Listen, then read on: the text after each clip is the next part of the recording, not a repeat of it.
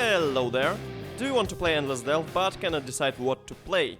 In this video I would show specifically tuned build for Endless Delve. This event have multiple challenges to overcome and using usual builds is not really the case. Your build need to rely on 0 unique items, your build need to function without any specific annoyance, benchcraft, weld modifiers and catalysts, and ability to operate on 5-link is wise idea as well, and final nail is an ability to use cluster and timeless jewels.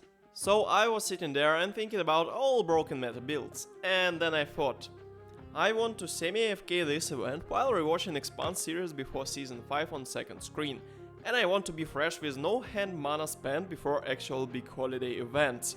That's how I decided to go for a walking simulator with the Righteous Fire. Yep, you heard correctly, Righteous Fire on 5-link without any uniques. First, I have tested my idea, so I level character to level 38. I swapped to RF, grabbed the first lap and made 5-link setup. Yeah, you cannot really go for RF as early as like level 16 due to the nature of life degen from RF, but at level 38 you have all the tools available with 0 gear and I was just happy AFK walking through Delve anyway. And from there, build is just like go up and up, better and better with insane insane life regen, great damage mitigation across the board, and solid DPS even with 0 damage over time from your gear. So here is the build guide. All footage on background is recorded on level 38 with minimal RF setup with literally 0 DPS gear. We are using Marauder, and first of course you need to level up to level 38 with any melee skill like Perforate, for example. Then you grab your first lap with Shift and Ascendancy and Endurance Charge Generation when you use Warcry from the Valako node. On your passive tree you go for as much of life and life regeneration as you can get. And extra Endurance Charge with life regen from Endurance Charge near Endurance Notable is great idea as well. You go for instant Warcries with Call to Arms Keystone, and of course Warcry cooldown with Deep Breath Notable. For your Warcry we will use the Enduring Cry for Endurance Charge Generation and extra life regen, which is really important. We will support that with the second wind, lowering Warcry cooldown to 5 seconds at start and below 4 seconds on max level. And then we will increase duration with increased duration support for extra life regen. To have even more life regen, we will grab Vitality Aura, and then we will decrease of course the fire damage from Righteous Fire by capping your fire resistance with Purity of Fire, and we will get extra resistance from Soul of Steel and Barbarism Notables.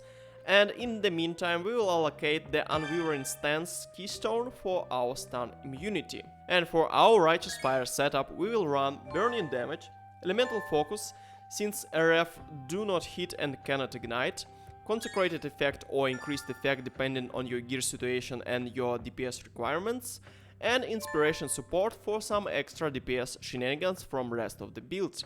And then if you have acquired the 6th link, just grab Efficacy support. Next you generate your Inspiration charges. It is great to have Flammability Curse as well as your movement skill like Flame Dash or maybe Ordinary Dash. The dash of course if you have dexterity and do not want to trigger elemental equilibrium from the flame dash, and second wind support is a rather trivial choice here as well. And speaking of elemental equilibrium keystone, you would go into that part of the tree next as well as further up for your elemental overload keystone. This part of the gem setup would be your somewhat universal trigger. Important note is that your RF actually do not hit, so it does not trigger elemental equilibrium. So first link would be your Orb of Storms or any other cold or maybe lightning spell that you prefer to trigger elemental equilibrium, but be sure that you do not have any added fire modifiers on your gear to have proper elemental equilibrium trigger. Do not have any added fire, please do not do that. So the second link is your Vigilant Strike, which is also would trigger your Valako node from your Ascendancy for extra DPS while spending Endurance Charge and gaining your Fortify for extra damage mitigation. And of course here we grab the increased critical strike chance to have extra chance to trigger your Elemental Overload. And the last link would be your Inspiration support for extra Inspiration charge, generation, whatever you do. After all that, you will fix your aura reservation on the tree with the Champion of the Cause and Sovereignty notables.